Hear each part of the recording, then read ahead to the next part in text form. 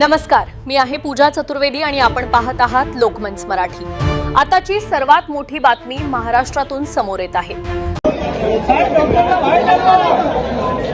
डोक्याला असलेली गाठ काढण्याची शस्त्रक्रिया खासगी रुग्णालयात पार पडल्यानंतर रक्तस्राव थांबत नसल्यानं कोल्हापूर येथे दाखल केल्यानंतर युवतीचा मृत्यू झाल्याबाबत संतप्त ग्रामस्थांनी अखेर युवतीच्या मृतदेहासह त्या खासगी रुग्णालयात धाव घेतली।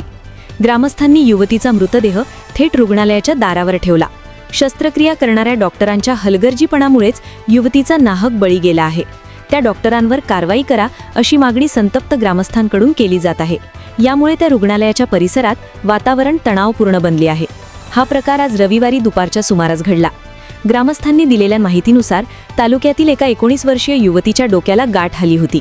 तिला शुक्रवारी कणकवलीतील खासगी रुग्णालयात दाखल करण्यात आले। डॉक्टरांनी तपासणी करून शस्त्रक्रियेद्वारे गाठ काढूया असे सांगितले। त्यानुसार युवतीवर त्याच खासगी रुग्णालयात सायंकाळी 5 वाजता सुमारास शस्त्रक्रिया करण्यात आली। मात्र शस्त्रक्रियेनंतर रक्तस्राव थांबत नसल्यानं युवतीला अखेर कोल्हापूर येथे हलविण्यात आले। तेथे उपचार सुरू असताना रविवारी पहाटेच्या सुमारास युवतीचा मृत्यू झाला।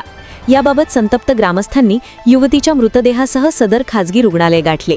त्या डॉक्टरने कोणत्याही चाचण्या न करता गाठ काढली। त्या डॉक्टरांच्या हलगर्जीपणामुळेच युवतीचा मृत्यू झाला आहे असा आरोप ग्रामस्थांनी केला। घटनेचे गांभीर्य लक्षात घेऊन कणकवली पोलिसांनीही सदर खासगी रुग्णालय गाठली आहे। पोलीस ग्रामस्थांना समजावण्याचा प्रयत्न करत आहेत, मात्र ग्रामस्थ ऐकण्याच्या मनस्थितीत नाहीत। त्यामुळे सद्यस्थितीत ते खासगी रुग्णालय व परिसरातील वातावरण तणावपूर्ण असून विविध राजकीय पक्षाच्या पदाधिकाऱ्यांनी देखील घटनास्थळी धाव घेतली आहे। फिलहाल इतकेच। देश प्रदेशातील प्रत्येक छोटी मोठी बातमी पाहण्यासाठी आमचा चॅनल लोकमंच मराठी लाईक, शेअर आणि सबस्क्राईब नक्की करा। धन्यवाद।